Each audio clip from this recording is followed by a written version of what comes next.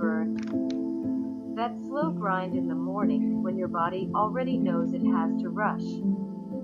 That evening slump where you're not really resting, just recovering enough to survive the next alarm. Do your days start to blur into a cycle of work collapse repeat? Do weekends feel like the only time you get to be yourself again, even for a moment? And ask yourself this gently: are your colleagues, clients, or supervisors stopping for you, noticing you, contributing to your sense of pride, meaning, or growth in any real way?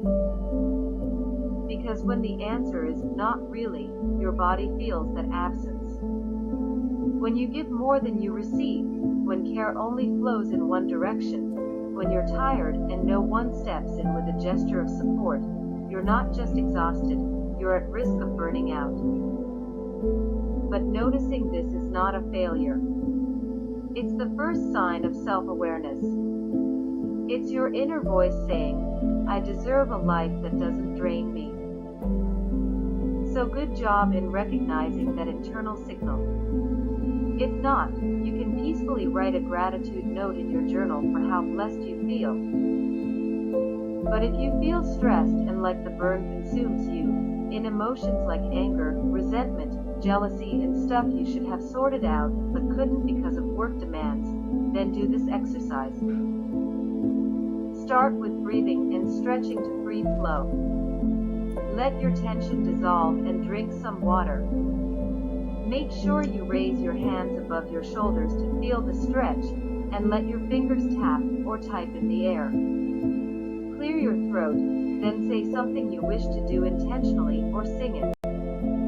If you've been holding yourself together for too long, this is your call to do something that is not giving to others so much that you must be numb towards your own future. Start journaling now. Because this journaling script is for the person who knows what it feels like to be handed the broom, the mop, the dying body, the impossible task, and told it's a career.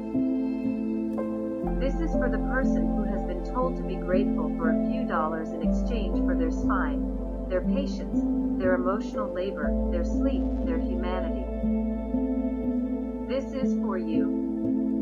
Journaling isn't just about writing cute affirmations. It's about telling the truth your workplace refuses to acknowledge. Write this down. I am not disposable. I recommend you journal away for 15 minutes. If you can sit in a peaceful area, such as a lawn or a cafe you prefer, then that's even better. When you work in jobs that are close to the body, cleaning, caregiving, feeding, lifting, wiping, holding, society pretends it's not professional. As if professionalism is only real when it's behind a desk. As if the world doesn't collapse without the people who do the quiet, unglamorous, necessary work. But here's the part no one says out loud. When a job treats you like a resource instead of a person, that's not a career. It's exploitation. And exploitation leaves residue in your mind. It makes you doubt your worth. It makes you shrink your dreams. It makes you think you should stay because at least it's something. So today's journal entry is not about the job. It's about you leaving the mental cage the job built around you. Write this. I am allowed to want more. I am allowed to leave what harms me. I am allowed to gather with my team who resonate my ideas and empower me without demeaning me. I am allowed to rest without guilt.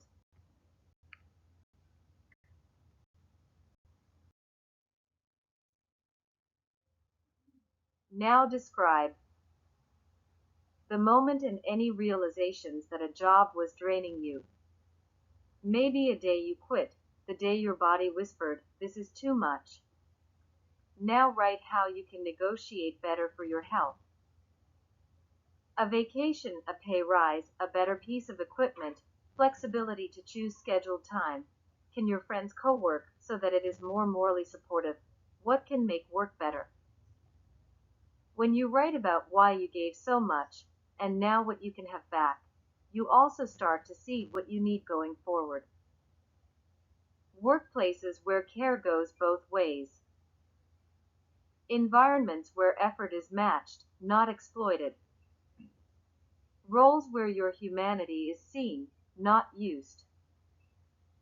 Because when you feel tired and nobody comes to check on you, nobody offers a caring gesture, nobody says, "Sit down, I've got this," your body registers that absence. Your nervous system feels the gap between what you give and what you receive. Then write about the version of you who stayed anyway.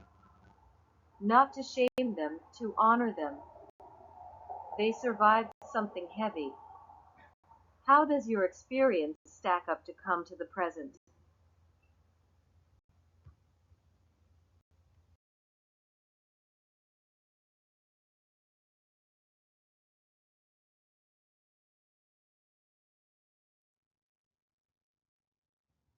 And finally, write about the version of you who is emerging now, the one who is breathing again, the one who is stepping out of the constant role of other people's mess, the one who is reclaiming their time, their energy, their dignity, the one who is calculating for others and absorbing some of that stress. You are not the broom. You are not the body that lifts bodies. You are not the emotional sponge for dying systems. You are a person, and you deserve a life that reflects that. Close this section with, "I am walking out of survival and into self-respect." Now pause. Click pause if you must, and then return. Before you think about job boards or professional development, I want you to breathe again, slowly this time. Because when you've been in a job that drains you, physically, emotionally, spiritually, the first step is not to hustle. The first step is to heal. Write this down. I am allowed to stop before I start again. Take your time off. Not the rush kind where you're still half checking your phone or feeling guilty for not being productive. I mean real rest, the kind that lets your nervous system unclench.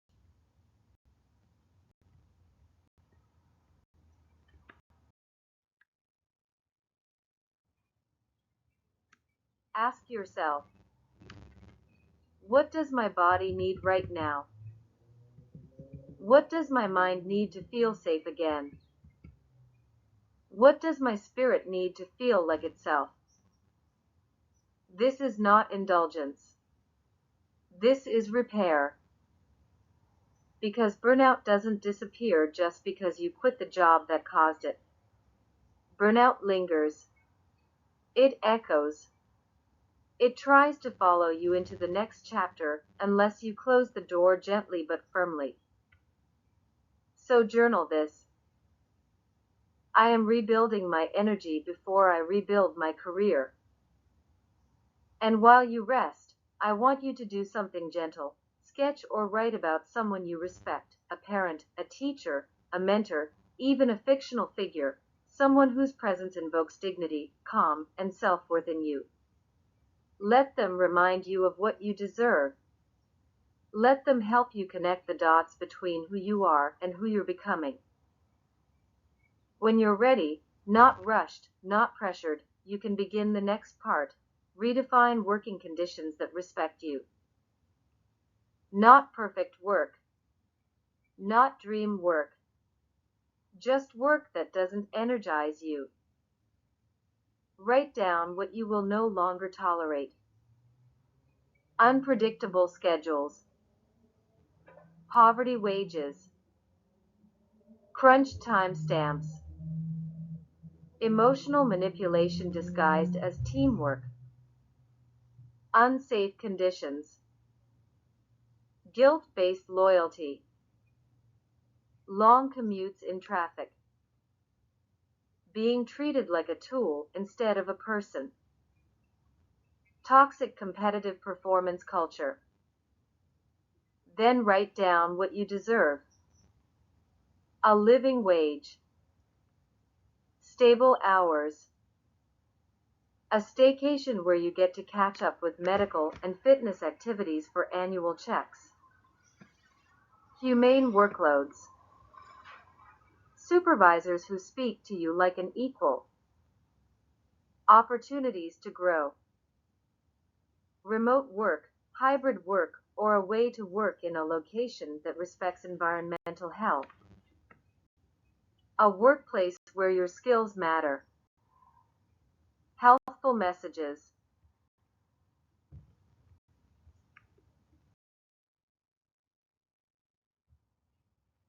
Now, when you start looking for better work, don't start with job titles. Start with conditions. Ask yourself, what kind of environment lets me breathe? What kind of work uses my strengths without draining my soul? What kind of schedule supports my life, not destroys it? What kind of pay allows me to live, not just survive? You're not just looking for a job. You're looking for a life that fits you. And when you apply, remember this: you are not just a cleaner. You are not just a caregiver. You are not just anything. You have resilience, emotional intelligence, crisis management, patience, adaptability, and the ability to handle situations most people would crumble under. Those are professional skills. Those are leadership skills. Those are survival-turned-strength skills. Eventually, you trust yourself and your life's path. You open up to asking for help when you need, and people help you. People love to pay you for your genuine work. They might not get such a thing or service from anyone else, so they keep coming back. Write this: my experience is valuable, even if my past employers didn't treat it that way. And as you move forward, take it slow. You don't need to leap. You can step. You can inch. You can move at the pace of someone who is rebuilding, not rushing. Writing in your journal opens a quiet emotional backdoor, the one that leads to why you do what you do, how you make decisions, and how much of your life runs on automatic because of old, unspoken thoughts.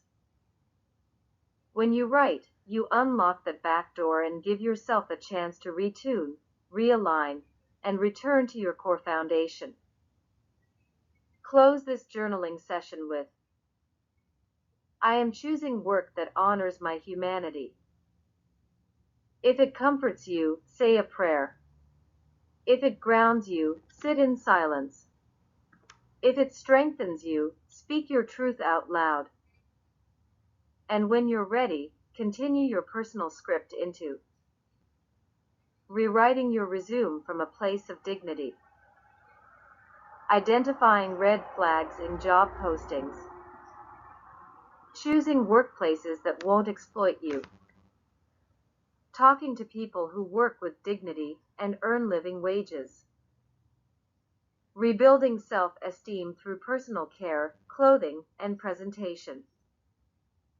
This is your turning point. This is where you rise. Rise